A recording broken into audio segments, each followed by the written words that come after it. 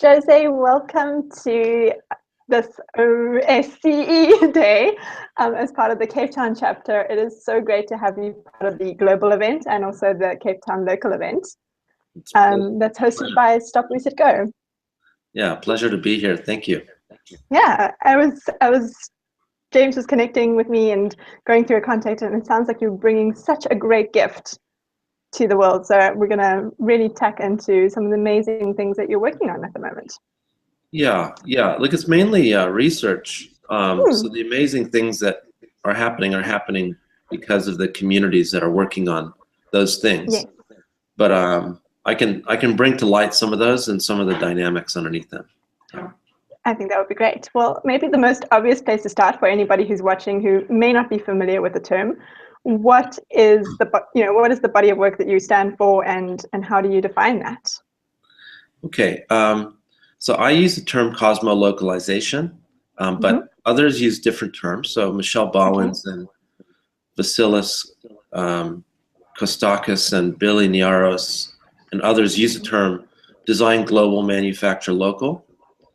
And then I think there's a couple other terms out there. I think people are also using the term open design, distributed manufacturing. The basic idea is that we have this emerging global design commons that's been building up over the last decade because of the internet, because of distributed networks of people that are essentially sharing their designs and their knowledge openly instead of keeping it under a kind of proprietary IP system. And what that allows is the possibility that communities can take those designs from one part of the world and instantiate it, use it within their own part of the world to solve particular problems. So a couple of examples of that. There's a group in Sydney, Australia, and they're working on prosthetics and assistive devices for people with disabilities to 3D print and produce prosthetics and assistive devices with those people, with the people with particular needs and disabilities. And they'll they're creating platforms for the sharing of those designs globally, but also they'll use designs from other places. And they'll take those and they'll modify them. And they're working on the whole sort of, you might call it transaction ecology within which that might work. So there's a lot of more detail there. But they're called Ability Mate. And they're a fantastic organization, fantastic people, very inspiring. But they're using this model. Another group is called L'Atelier Paysans, which in French I believe means the peasant workshops or farmers' workshops. And basically what they do is they do workshops where they bring farmers together to design tools and machinery for their organic farming. And they do intensive problem solving together, coming up with new machinery tool ideas, prototyping it, and then testing it, using it, keeping all their designs open so that other parts of the people in their network, but also other parts of the world can use those designs. And then there's another group in the US called Farm Hack. They're more of a network, and they do something very similar. So they also do workshops, and different people in the network will develop different ideas for tools and machinery with the ethos that it's open source, and other people can essentially take those. It could be farmers in Africa or farmers in India. And they say, wow, we really like that design that Farm Hack produced. We want to adapt it for use here in India or in South Africa.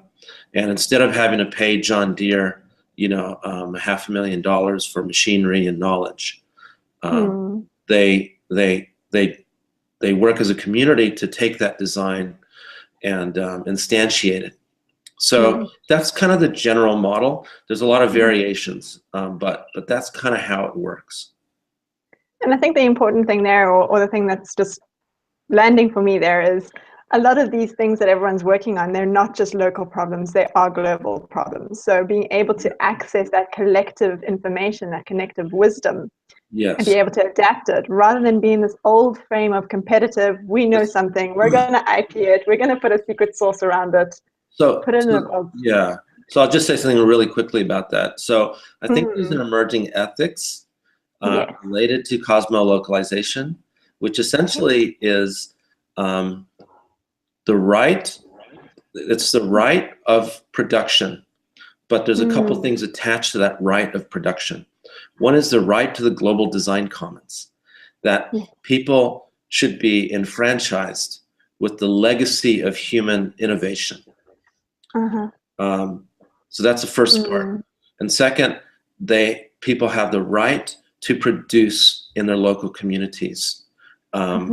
They shouldn't live in a situation where production is monopolized. And so I think there's a couple of levels of those.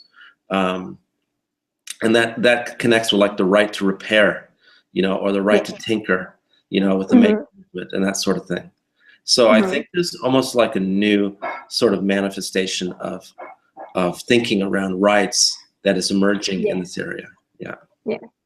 And the ability to customize, the ability to make something unique come across. And really work within a new ecosystem, because this feels like, again, nobody's in isolation, and we're in this global village. We might as well start acting like we're in a global village. I mean, I actually think that it's an imperative. If we want to really accelerate people's capacity to solve local problems and design sustainable solutions, design circular economies, and design solutions to resource problems or anything, we really have to empower people with the global design commons and the right to produce within that. I think I feel it's imperative. So would you say that that's the conversation that needs to be had? That's the education, that's the buy-in that everyone needs to come into to support a movement like this? Yes, absolutely. I think there's different levels of it. I think there's a structural, political, and policy level, and then there's the enterprise level, people actually creating the communities that are doing it.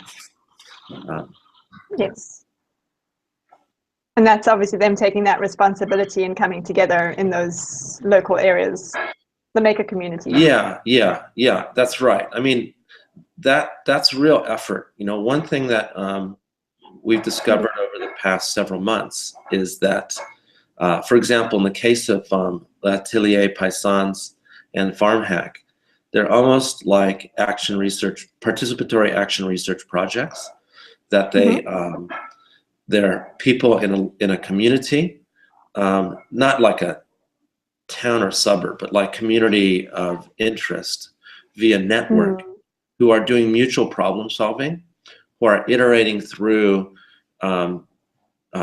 different aspects of the organization of cosmolocalization, iterating through designs for particular tools.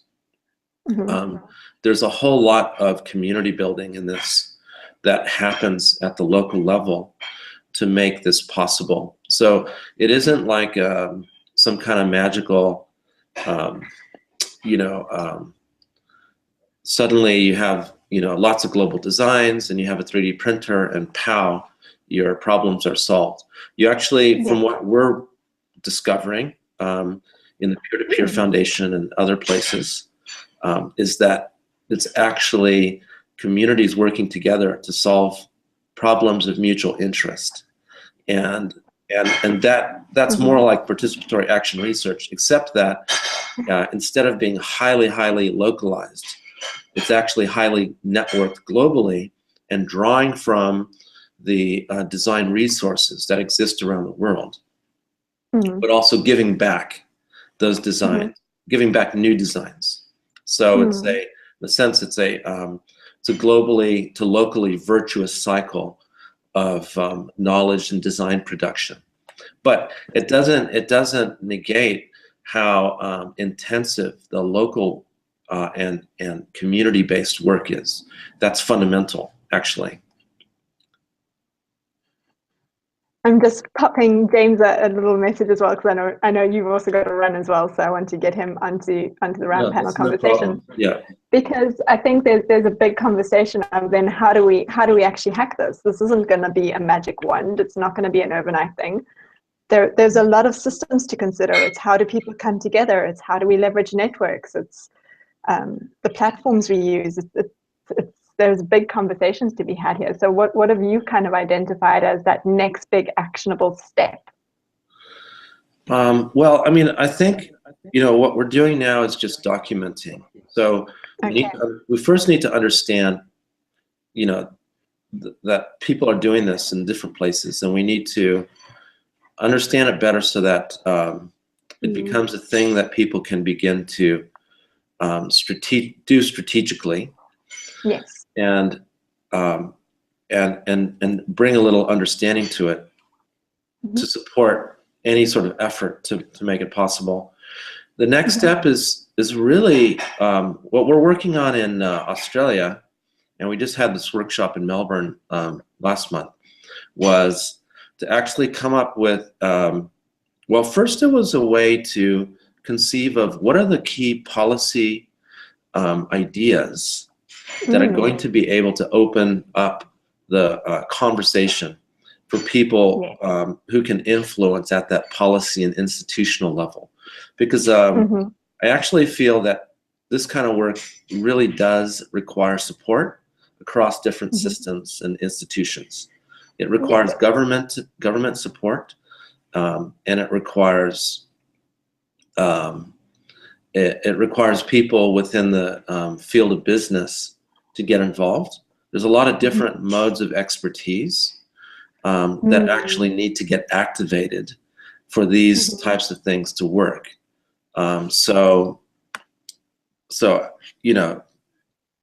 make a long story short, our workshop in Melbourne really was to kind of say, okay, well, what does this whole ecosystem look like, and how might we articulate this ecosystem for people to be able to then participate in that ecosystem. So in a sense, you have to build a narrative around what this is, and you have to we have to build a narrative around what cosmolocalization is.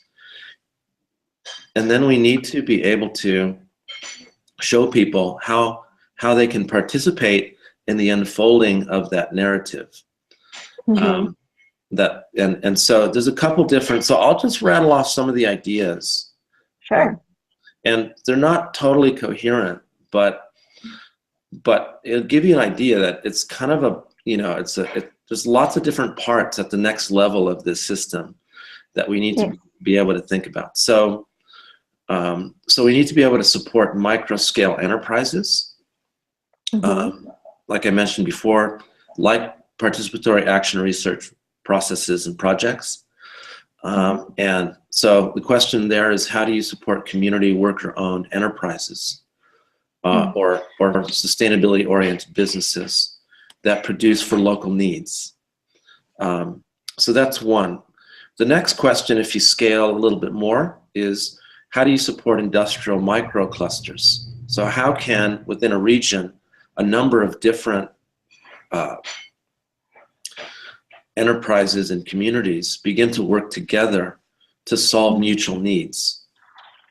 So, I mean, that already happens in local economies. So that's not a real, that's not a mind bender. We all know what that looks like. But this could be a mode of cosmolocalization where people are, instead of importing the things that they need, are learning how to produce them locally, but creating an industrial microcluster to begin to solve those problems.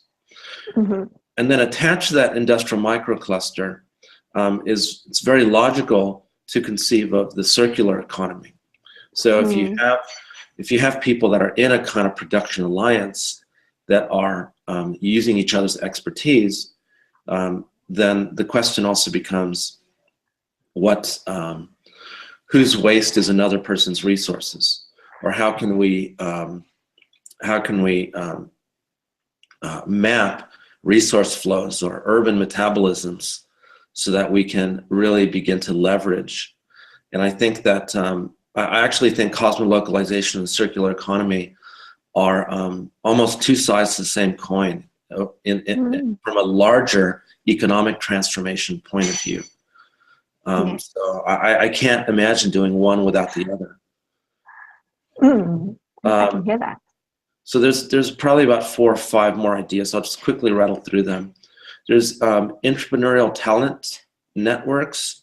So we need to have real expertise and talent and motivation and passion, because the people that are creating these are building new business models and new ways of doing this.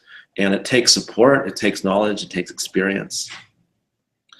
I also think we need peer-to-peer investment systems. So we can't simply be relying on venture capital based on the capitalist system because of the particular ownership and extractive logics that are associated with that system, with that dominant system. We need to find peer-to-peer investment systems and approaches. That could be drawing from community-based financing for local enterprise. It could be globally financed, like a crowdfund campaign. But I think we really have to think through how we capitalize these enterprises with new financial logics. Very important. Next idea is mobilizing idle resources. So there's so many resources within the existing economy, a lot of waste. So how do we mobilize that? And then how do we tap into community support? Because this is fundamentally about community well-being. And then I think there's also a very big role for maker culture. So maker culture really is about people taking on board the ideas of reuse, repair, and being able to have the patience and the networks and the capacity to work through those tough problems. You know, some of these design problems, we're not used to this. You know, we're used to just going to IKEA and just getting our thing, right? So this is a lot different. This is a really big shift, and it requires, in a sense, a new culture around new cultural capabilities for collaboration, for networking, for working through design problems. Absolutely, and it's no wonder that we're having this conversation right now, because this is the kind of context that we're wanting to be playing in. This is exactly the conversations we want to be having. So knowing that your time is so precious and so limited, I want to just get Gin to unmute his microphone and step in here. Hi. Hello again. Your microphone is muted. There, I unmuted it. Can you hear me now? There we go. Yes, we can hear you. Perfect. How are you, Gian? Okay. Good. Hi. Nice to meet you, Jose. Nice to meet you too. Yeah. There's so much to discuss. Don't know where to start. I think it would be really great, actually, to get you to come to Cape Town and give a talk, maybe a tour in South Africa. I would absolutely love to. Absolutely love to. Lena, what do you think? Do you think we should try to bring Jose here? I think it should be done. Yeah. Okay. I would love to. That's personal. Okay. So I'm sorry I didn't have a chance to read your new paper. I really would have loved to have dug into it, but Problem. I kind of skimmed through the first parts of it. Yeah. And I could see that's quite aligned to what everybody at this conference or this workshop is going to is heading in that direction that they're heading in. Yeah. And I think what I'd like to do is just kind of introduce the different people who are going to be speaking and workshopping at this workshop, because you're not available, of course. So this will give you a context so that you can take that information and then maybe work with your group in Australia. Okay. Because I think one of the outcomes we would like to do from this workshop is to actually see if we can network your group with our networks. We can actually hold a conversation on this. Yeah. I think that's kind of the stage we're in, to be honest. That we're building that sort of basically global,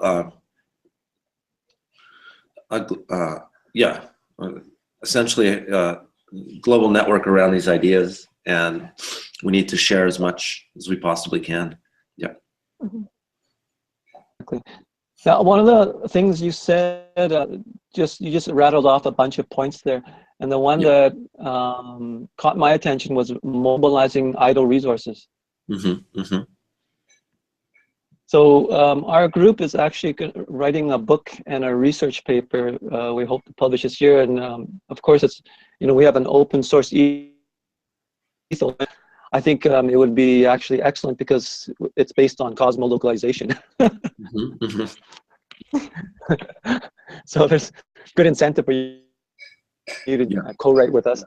But in essence, what we're trying to do is we're trying to synthesize a whole bunch of different threads to get this approach that can finance, I suppose, or supply investment means to get this off the ground.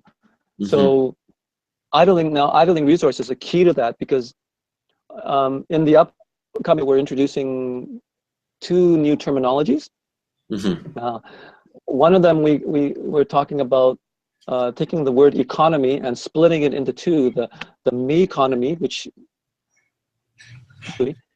competitive and based on intellectual property, and then the we economy, which is based on altruism, sharing, open source. And we like those terms. That's good. I like that. And the other terminology that's related to that is once again similar kind of process, taking the word return on investment, ROI, which we all know, and splitting up into 2 new categories which reflect the me economy and the we economy, and that is return on capital investment, and ROCI, and return on resource investment, RORI. So that terminology is useful in discussing what we propose, and the proposal is basically that there's all this idling resource of human resource all around the world. I've been reading research studies that show that in China and India there's hundreds of thousands of PhD students who graduate. I can't remember if it's every year, but they're either unemployed or underemployed, not employed in the industry. I imagine there's if you include PhDs and masters, just that category, who are not happy with the work they're doing, the jobs that they are presently in, they're not which are not aligned to their actual. Then there's probably millions of those idling resource. So our idea is to build a digital collaboration platform that uses blockchain technologies or open value systems. We are looking at Ethereum, and I know that on the peer-to-peer foundation website there's a lot of discussion about which way is better, blockchains or not blockchains, but right now we're investigating Ethereum blockchain. But in any case, something that can work, and which can then be used to account, like an open value accounting system that can account for everybody's contribution. Then to actually use a few other tools that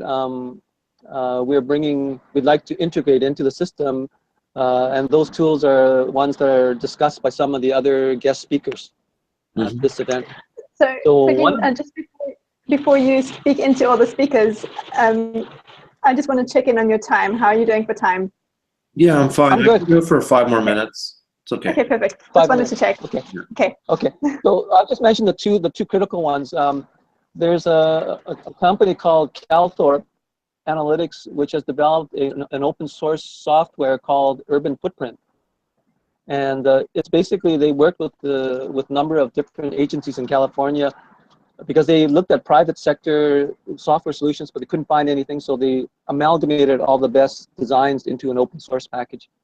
And it's a powerful package because it allows you to take any ArcGIS data from any city. You can enter it in, and you can map out you can map out, for instance, if I developed low-cost wind turbines, where can I put them in the city so that they can have the maximum impact? Things like that. So you can actually try different scenarios. It's used for scenario planning. So it's open source. So the open source community can use it to actually scale solution. So if my network or your network or anybody else's open source a solution using Cosmo localization, we share it. We use Urban Footprint to actually go look at our city and see how can we scale that solution across our entire city. So that's one really important software. And then there's another important concept from a researcher named Daniel Hornvig, and another local researcher who's followed his research paper. His name is Paul Curry with the University of Stellenbosch.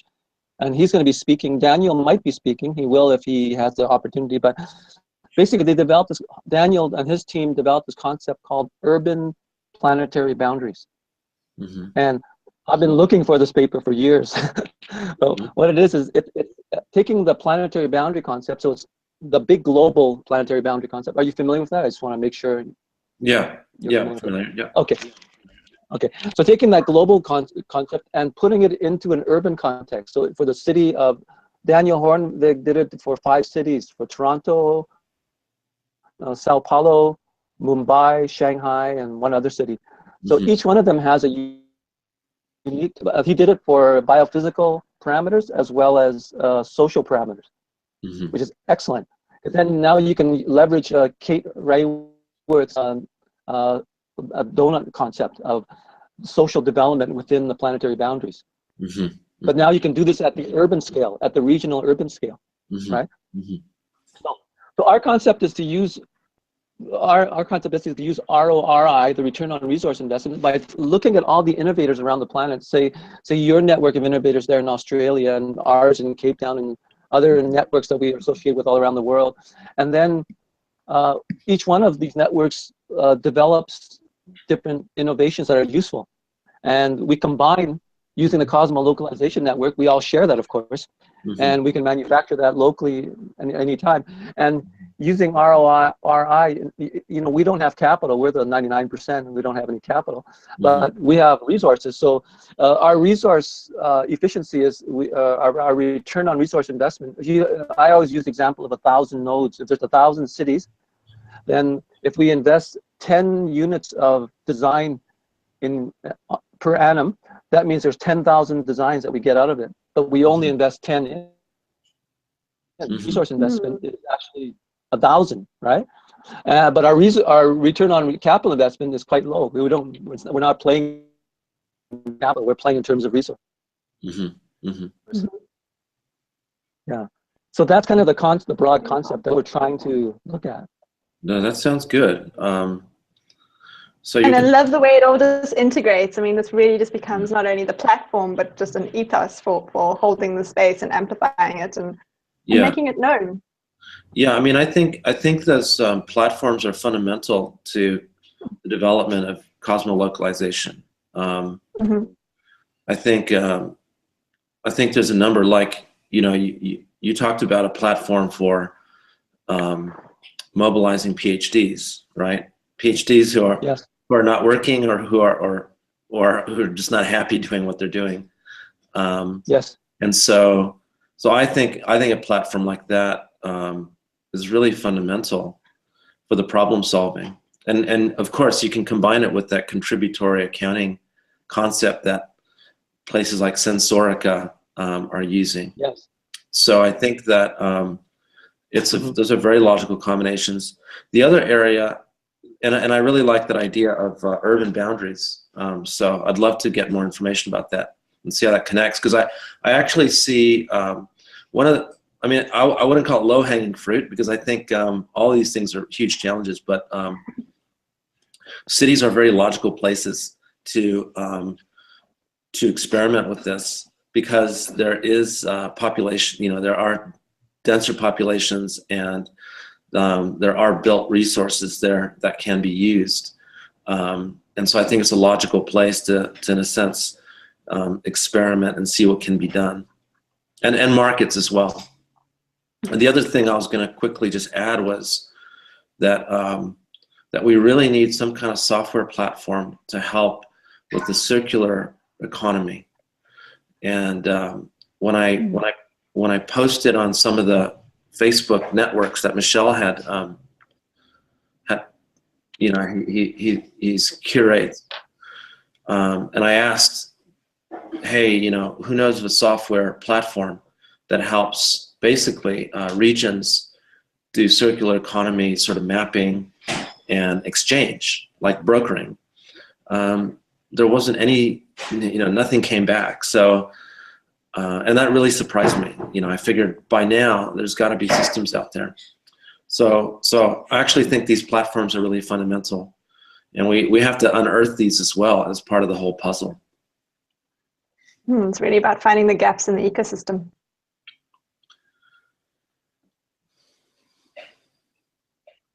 Yeah, I agree with you there, Jose. I think, you know, the urban, just my closing comment is about urban boundaries, urban planetary boundaries. Is I've always been, I've always felt that like that are hard, even though, you know, in the beginning it's not going to be perfect. We need some kind of metric that we can measure our development with, if it's going to be meaningful and not ad hoc. Because we could be working in a totally different direction, thinking we're doing a great job, but we can actually be fooling ourselves and just greenwashing ourselves, right? Mm-hmm. Yeah, I agree. I think that we need new, very deep stories about what's a meaningful, worthwhile life, and then we need to strategically align what we do with that, and you know, and then the indicators should come out of that.